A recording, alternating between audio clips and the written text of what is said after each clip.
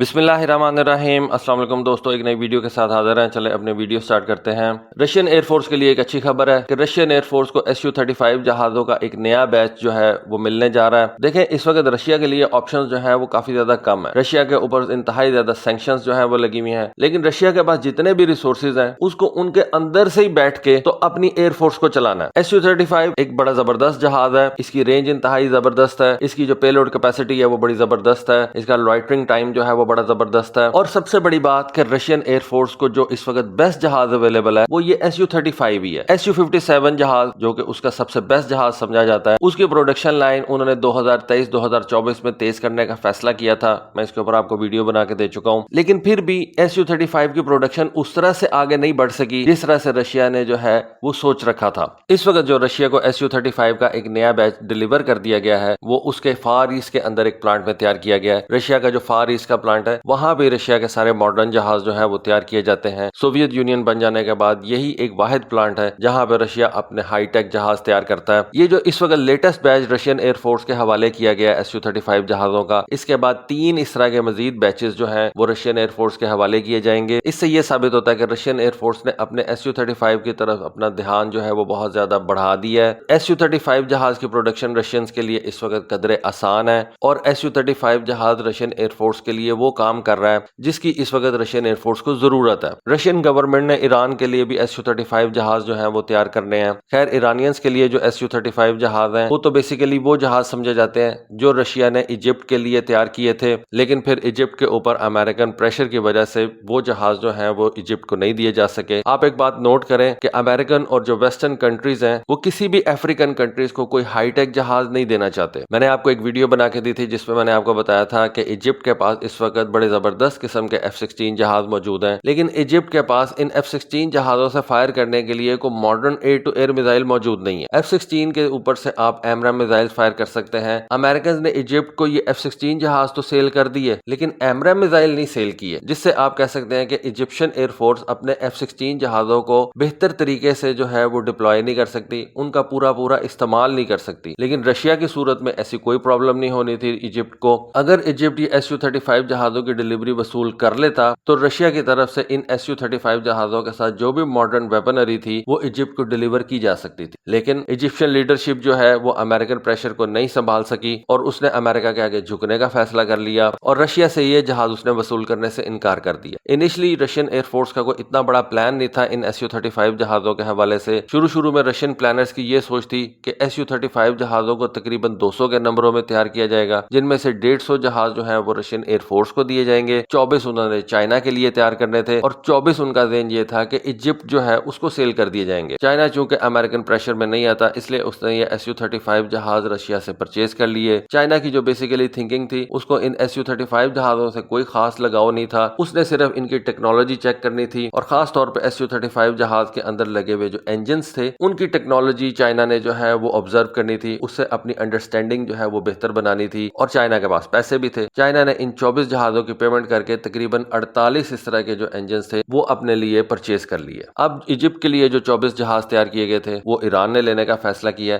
Iran की इस purchase से Su-35 जहाज का जो प्रोग्राम है उसको एक नई जिंदगी मिली है। रशिया को ईरान से जो पैसे हासिल होंगे उनसे रशियन जो है वो इस Su-35 जहाज की मजीद प्रोडक्शन करेंगे, इस Su-35 के प्लांट को मजीद बड़ा करेंगे और हो सकता है कि इन पैसों के जरिए से रशियंस जो हैं वो अपने Su-57 जहाज की प्रोडक्शन को भी मदद दे सकें। ओवरऑल जितनी ज्यादा एक्सपोर्ट्स होंगी उतना ज्यादा रशिया को फायदा होगा और रशियंस अपने फ्यूचर प्रोग्राम्स के लिए फंड्स जो है वो हासिल कर सकेंगे। Su-57 के हवाले से भी रशियंस का यही प्रोग्राम है कि उन्होंने अगले 12 महीनों के अंदर अपना एक Su-57 जहाजों का स्क्वाड्रन कंप्लीट करना है, जिसके बारे में रशियंस का ये कहना है कि हमने Su-57 के 10 एयर फ्रेम जो हैं वो ऑलरेडी डिलीवर कर दिए हुए हैं और बाकी स्क्वाड्रन कंप्लीट करने के लिए जितने जहाजों की जरूरत है वो जहाज अगले 12 महीनों के अंदर रशियन एयरफोर्स के हवाले कर दिए जाएंगे ताकि Su-57 का पहला स्क्वाड्रन जो है उसको ऑफिशियली बनाया जा सके। और जब एक स्क्वाड्रन लेवल के ऊपर एक जहाज आ जाता है तो फिर उससे आप ऑपरेशनल काम जो है वो ले सकते हैं। फिर वो पूरा स्क्वाड्रन जो है वो जिम्मेदार होता है कुछ कामों के लिए जो काम उस एक स्क्वाड्रन के जिम्मे आप लगाते हैं। Su-35 की जो प्रोडक्शन है वो 2009 में स्टार्ट की गई थी। जैसा कि मैंने आपको बताया कि अभी तक तकरीबन 170 के करीब ये Su-35 जहाज जो है वो तैयार कर लिए गए हैं, लेकिन रशियन एयरफोर्स को अपनी जरूरियात के लिए ये Su-35 जहाजों को मजीद जो है वो प्रोड्यूस करना है। शुरू में रशियंस का प्लान ये था कि जो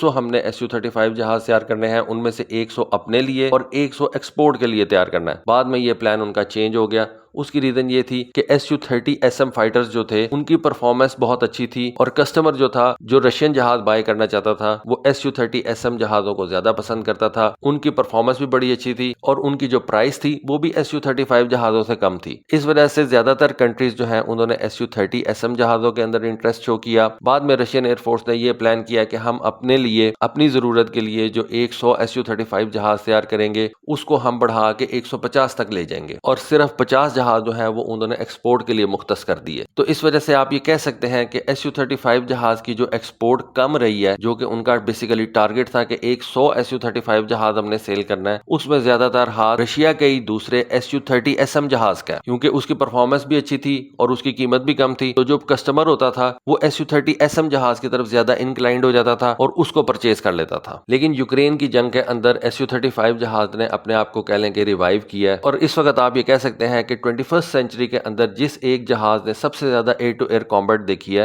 वो ये SU-35 जहाज है। यूक्रेन की जंग में इस SU-35 जहाज ने Mi-8 हेलीकॉप्टर्स को निशाना बनाया, SU-27 जहाजों को निशाना बनाया, MiG-29 जहाजों को जो है वो उन्होंने एयर टू एयर कॉम्बैट में निशाना बनाया। इस वक्त आप कह लें कि पिछले कुछ सालों के अंदर SU-35 जहाजों ने जितने ज्यादा air to air combat kills किए हैं, शायद ही किसी और टाइप के जहाज ने इतनी ज्यादा जो है वो कॉम्बैट किल्स जो है वो रिकॉर्ड की हैं। फिर इन चीजों को देखते हुए रशियन ने SU-35 जहाज का एक एग्रेसर स्क्वाड्रन जो है वो भी पिछले साल 2022 के अंदर रेज किया है। सितंबर 2022 में एक नया एग्रेसर स्क्वाड्रन जो है जिनके अंदर ये SU-35 जहाज थे उसको रशिया के अंदर रेज किया गया और रशियन एयरफोर्स के वो पायलट्स जिन्होंने यूक्रेन की जंग में हिस्सा लिया, उन्होंने अपना एक्सपीरियंस रशिया के दूसरे पायलट्स के साथ इस एग्रेसर स्क्वाड्रन के अंदर शेयर कर रहे हैं और बाकी रशियन एयरफोर्स पायलट्स जो हैं वो इस एक्सपीरियंस से फायदा उठा रहे हैं। और एक और बात समझी जाती है कि इस वक्त तक दुनिया की जो सबसे बड़ी लॉन्गेस्ट एयर टू एयर किल है वो इस SU-35 जहाज के जरिए से एक R-37M मिसाइल को मार के तो रशियंस ने अचीव की है।